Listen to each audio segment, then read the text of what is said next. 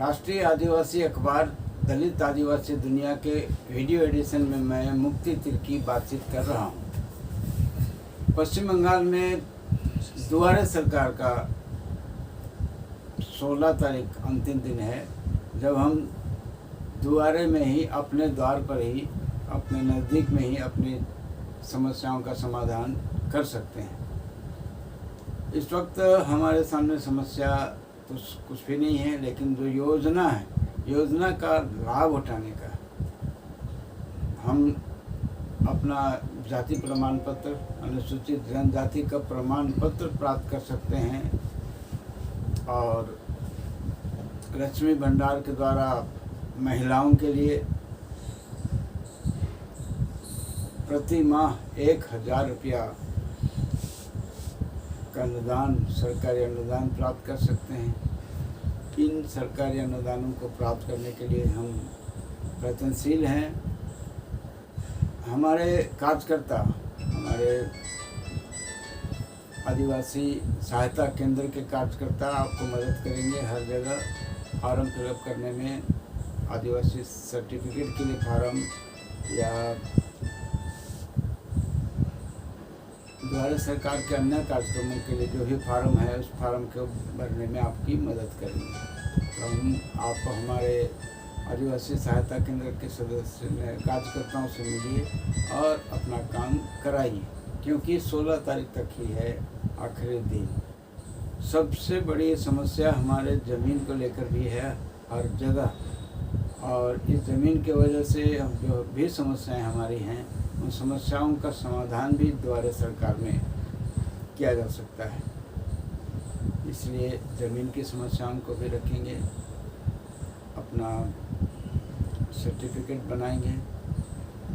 इस तरह हम लोग इस कार्यक्रम का फ़ायदा ले सकेंगे।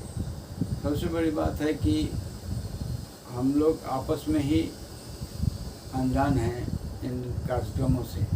जैसे हमने पहले भी कहा था, बार बार याद दिलाना चाहूँगा, अबुआ दिसुम अबुआ राज चाय बागान में हम लोग स्वरोजगार के लिए अपने स्वयं सहायता समूह के द्वारा, सेल्फ हेल्प ग्रुप के द्वारा काम पा सकते हैं। चाय बागान में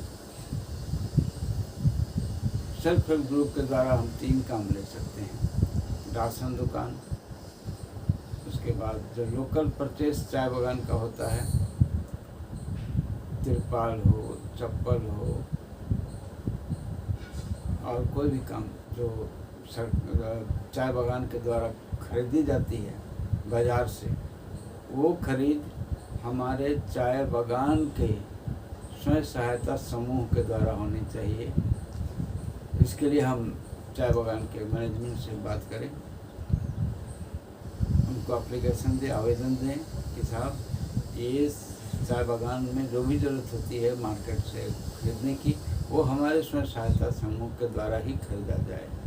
दूसरा बात, राशन दुकान भी स्वयं सहायता समूह को ही मिलना चाहिए। तीसरी बात, वहाँ का जो चाय बागान में ठेकेदारी मिलता है, छोटे छोटे काम, वो भी स्वयं सहायता समूह को ही दिया जाए। छोटे छोटे काम, मकान का मरम्मत, नाली बनाना, ये सब, और भी जो भी काम निकलता है, वो किसी बाहरी ठेकेदार को देने के बजाय स्थानीय चाय बागान के ही जो युवक युवतियाँ हैं, उनको मिलना चाहिए। इन सब बातों पर हम ध्यान देंगे। और अभी त्यौहार आ रहा है, त्यौहार आ ही गया है, धुआंधार तैयारी हो रही है। आप सभी को करम महोत्सव की हमारी शुभकामनाएं, बधाई। ये करम महोत्सव हम सभी को जोड़ता है। हम सभी एकत्रित होकर के ढोल मंदल बजाते हैं, गीत गाते हैं, हमारी बहनें उपवास करती हैं, पूजा होता है, और हम करम डाली की, करम राजा का स्वागत करते हैं। और ध्यान देने योग्य बात यह है कि इसके द्वारा हम आदिवासी ये दिखा रहे हैं, समाज को, दुनिया को सिखा रहे हैं कि हम प्रकृति की पूजा करते हैं, क्योंकि प्रकृति हमारी माँ है, प्रकृति हमारे जीवनदायी शक्ति है। जिसकी पूजा हम लोग करते हैं। अभी कुछ दिन पहले ऑक्सीजन की कमी हो गई थी। ऑक्सीजन की कमी क्यों हुई थी? क्योंकि पेड़ पौधे नहीं है और सरकार और सारा समाज उन दिनों परेशान था कि ऑक्सीजन का सिलेंडर, और उन दिनों सारे चिंतित थे कि प्रकृति पेड़ पौधा को कैसे बचाया जाए। लेकिन आदिवासी तो शुरू से ही प्रकृति की पूजा कर रहे हैं, जंगल की पूजा कर रहे हैं, पेड़ की पूजा कर रहे हैं।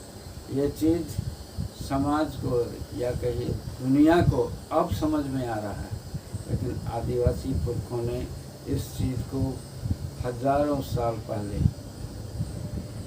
इस चीज़ को जाना, पहचाना और प्रकृति की पूजा शुरू की। कर्म डाली, कर्म पूजा भी प्रकृति की पूजा है। तो इसके द्वारा हम समाज को, देश को, दुनिया को बता रहे हैं, सिखा रहे हैं कि प्रकृति हमारी माता है और प्रकृति की पूजा होनी चाहिए, प्रकृति की रक्षा होनी चाहिए। कर्म पूजा की शुभकामनाएं देते हुए हम आज यहीं तक, फिर आपसे बातचीत होगी। जय आदिवासी, जय।